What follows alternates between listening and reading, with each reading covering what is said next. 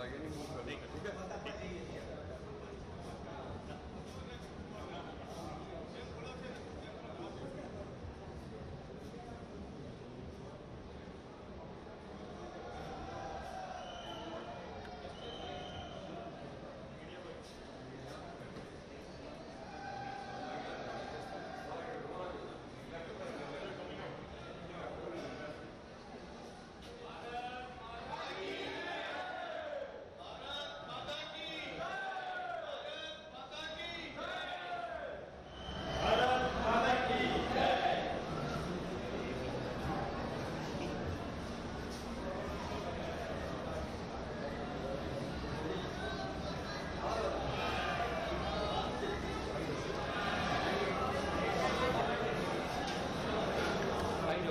Line करायचा दोस्त, आवाज तुम्ही हवी द्या मित्र।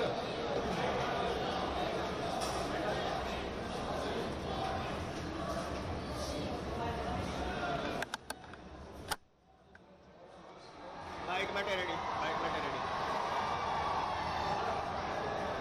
अंदर अंदर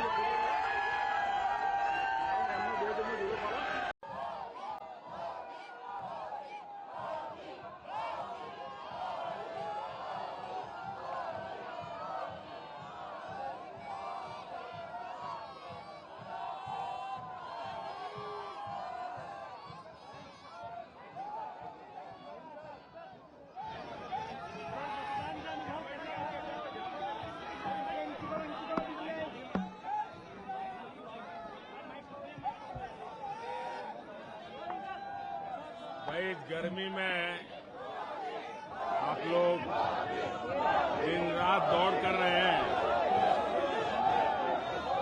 तो आप अपने स्वास्थ्य की भी चिंता कीजिए। और क्योंकि चुनाव के दिनों में पत्रकार साथियों को दिन रात दौड़ना पड़ता है और आज मीडिया की कंपटीशन भी इतनी है कि आपको समय से आगे दौड़ना पड़ता है। मैं तो यही प्रार्थना करूंगा आप सब पुराने साथियों को कि अपने स्वास्थ्य का जरूर ध्यान रखें। और मैं हमेशा कहता हूं कि पानी बहुत पीना चाहिए। जितना ज्यादा पानी पिएंगे तो आपको बहुत स्वास्थ्य के लिए भी ठीक रहेगा और एनर्जी भी मेंटेन रहती है। आज तीसरे चरण का मतदान है। मैं देशवासियों को विशेष रूप से आग्रह करूंगा कि लोकतंत्र में मतदान ये सामान्य दान नहीं है। हमारे देश में दान का एक महात्म्य है और उसी भाव से देशवासी ज्यादा से ज्यादा मतदान करें। आज तीसरे चरण का मतदान है। अभी और करीब करीब 3 सप्ताह चुनाव अभियान चलेगा। 4 मतदान के दौर आगे भी हैं। मेरा गुजरात में मतदान के नाते यही एक जगह है जहां मैं रेगुलर मतदान करता हूं और अमित भाई यहां से भारतीय जनता पार्टी के उम्मीदवार के रूप में चुनाव लड़ रहे हैं। मैं कल रात को ही आंध्र से आया हूं। अभी गुजरात में हूं। मध्य प्रदेश जाना है, महाराष्ट्र जाना है, फिर तेलंगाना जाना है। तो इतने कम समय में मैं ज्यादा बात तो नहीं कर पाऊंगा, लेकिन मैं गुजरात के मतदाताओं को भी और देश के मतदाताओं का भी हृदय से आभार व्यक्त करता हूं, जो उत्साह उमंग से मतदान में हिस्सा लेते हैं। आज ગુજરાતમાં લોકતંત્રનો ઉત્સવ છે। આનંદની વાત એ છે કે પહેલા 2 ચરણમાં જે મતદાન થયું છે, હું ઇલેક્શન કમિશનને પણ અભિનંદન આપીશ, દેશના સુરક્ષા બલોને પણ અભિનંદન આપીશ અને ચૂંટણીની વ્યવસ્થામાં જોડાયેલા વહીવટી અધિકારીઓને પણ અભિનંદન આપીશ કે પહેલા 2 ચરણમાં ક્યાંક નહિવત હિંસાની ઘટના ધ્યાનમાં આવી છે।